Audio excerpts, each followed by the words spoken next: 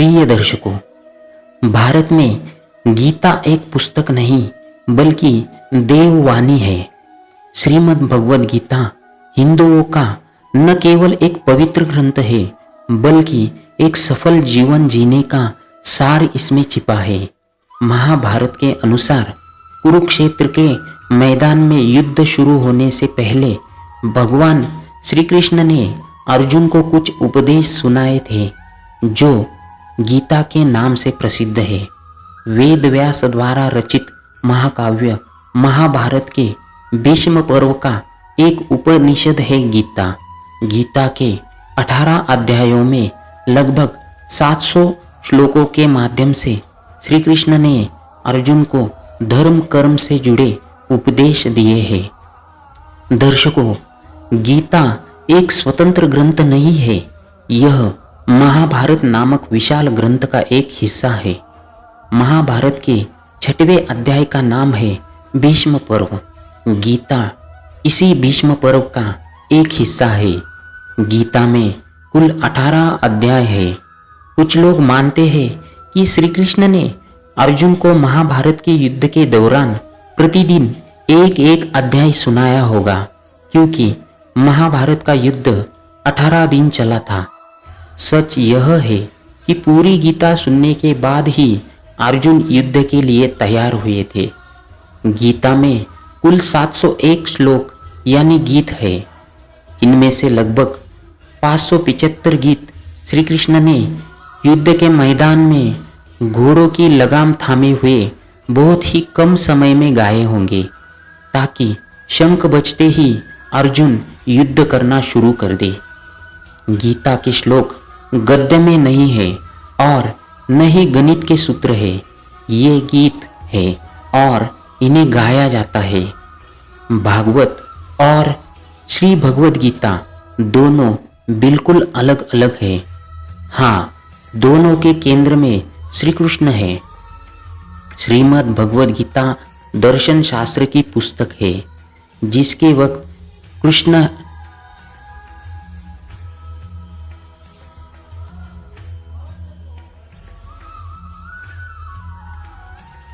जिसके वक्ता श्री कृष्ण है और इसे लिखा है वेद व्यास ने। भागवत में श्री कृष्ण की जीवन लीला है। यह कृष्ण के जीवन से जुड़ी मनोरंजक कथाओं से भरपूर है। भागवत का आगमन गीता के लगभग 1000 साल बाद हुआ था। दर्शकों, पहले अध्याय के बाद दूसरा अध्याय है पहचान भूल जाने का संकट।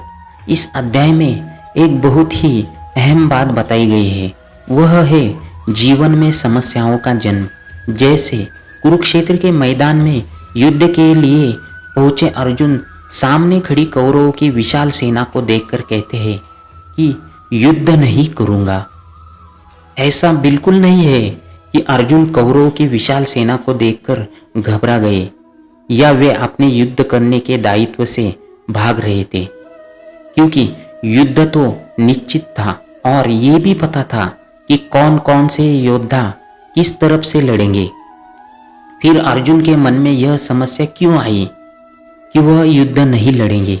यहाँ यह सवाल है कि अर्जुन की युद्ध नहीं करूँगा कि यह समस्या आई तो आई कहाँ से, और वह भी एकदम अचानक।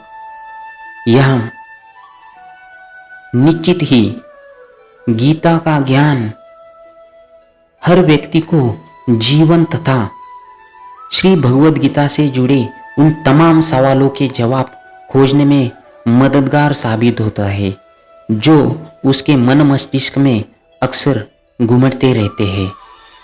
दोस्तों, गीता का एक श्लोक बहुत ही प्रचलित है। 18वें अध्याय का 66वां श्लोक है। इसका शाब्दिक अर्थ है कि तुम सभी प्रकार के धर्मों का परित्याग करके मेरी शरण में आ जाओ, मैं तुम्हें सभी पापों से मुक्त कर दूंगा। इसके बारे में चिंता मत करो। यह भक्ति परंपरा में लोग धर्म का अर्थ कर्म से लगा लेते हैं और सभी कर्मों को छोड़कर पूजा पाठ में लग जाते हैं। उन्हें लगता है कि श्री कृष्ण की भक्ति पूजा पाठ करने से सभी पापों से मुक्ति मिल जाएगी। जो कुछ करेंगे अब भगवान श्री कृष्ण ही करेंगे।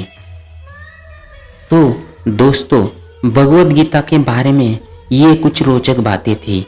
तो ये बातें आपको कैसी लगी कमेंट करके ज़रूर बताना, और हमारे गॉड भक्ति आराधना इस चैनल को सब्सक्राइब करना ना भूलिए दोस्तों।